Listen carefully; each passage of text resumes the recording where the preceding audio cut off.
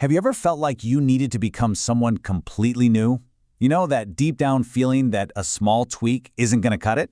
Well, today, we're diving into that exact idea of profound change. We're going to follow two incredible guides, one modern, one ancient, who, even though they're separated by thousands of years, somehow share a powerful roadmap for total transformation. Right? It's a feeling I think we all get. You feel like you're stuck in this loop, hitting the same walls over and over again. You start to wonder, maybe it's not just my circumstances. Maybe the real issue is the person I'm being in these circumstances. What if the real key to getting a new life is becoming a new you? Okay, so let's break this down. The core idea here is that most of us are running on an old program. It's this automatic set of habits, emotional reactions, and beliefs that we don't even think about. And this program, it's what keeps us locked into those repeating cycles. So the goal is to basically uninstall that old program and activate a whole new version of ourselves, one that can actually create and live in a completely different reality. To really get how this works, we're going to look at two amazing paths. The first one comes from the very modern, psychologically driven work of Tunkai Yeshilpanar. And the other? It's an ancient, faith-based journey from the life of the prophet Abraham. Let's see what these two incredibly different sources can teach us. You know, every big journey of change doesn't start with an answer. It starts with a question. It all begins with the courage to look at the world around you, and just as important, the world inside you, and say, wait a minute, does this have to be this way? So, picture this. Thousands of years ago, a young Abraham looks around and sees his entire community worshiping these idols they carved with their own hands. And he asks this simple, almost shockingly logical question. What are you doing? He's like, these things can't hear you. They can't help you. Why are you doing this? It was a really radical act of just questioning the reality everyone else accepted without a thought. What's amazing is how this mirrors what Tunkai Yeshilpanar talks about today. He says our idols are our internal programs. Those automatic reactions, those limiting beliefs, those habits we serve without even realizing it.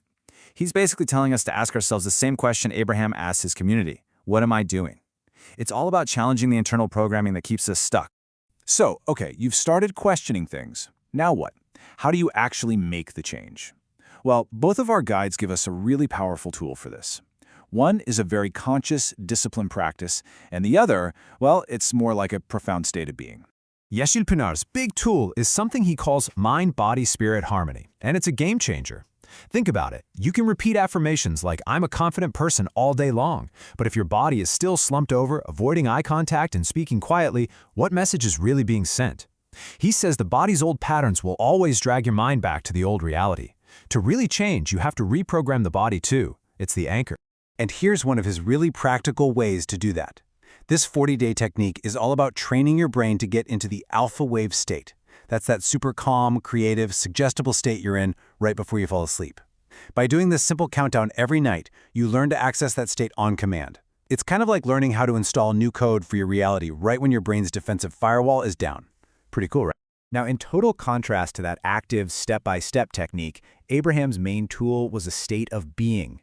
It's called teslimiyat. It's a word that means complete, unconditional surrender. Now, this isn't about giving up. It's actually a form of deep, profound trust in a higher plan. It's about letting go of the need to control everything and believing that even when you're facing something that looks impossible, you're being guided.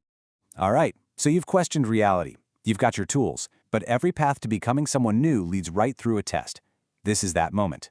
The moment where your commitment gets forged in fire, and in Abraham's case, that was literally true. Just look at this comparison. On the left, you've got the modern ordeal Yeshilpanar talks about.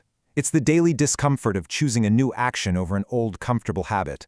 It's facing your fears, stepping out of your comfort zone, day after day. Then, on the right, you have Abraham's trials, calling out his entire family and society, being sentenced to death, and literally being thrown into a giant fire. And this is the ultimate expression of teslimiyat. As he was about to be thrown into the flames, facing certain death, these were his words.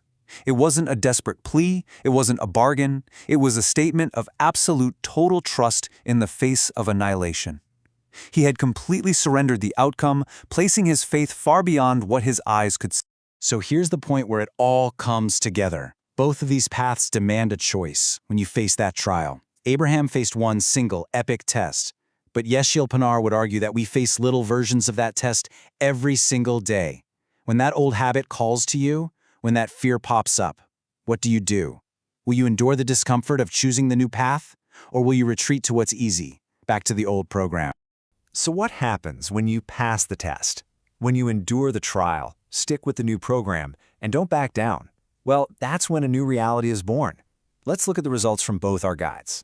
In Yeshil Panar's model, the result is nothing short of a personal rebirth.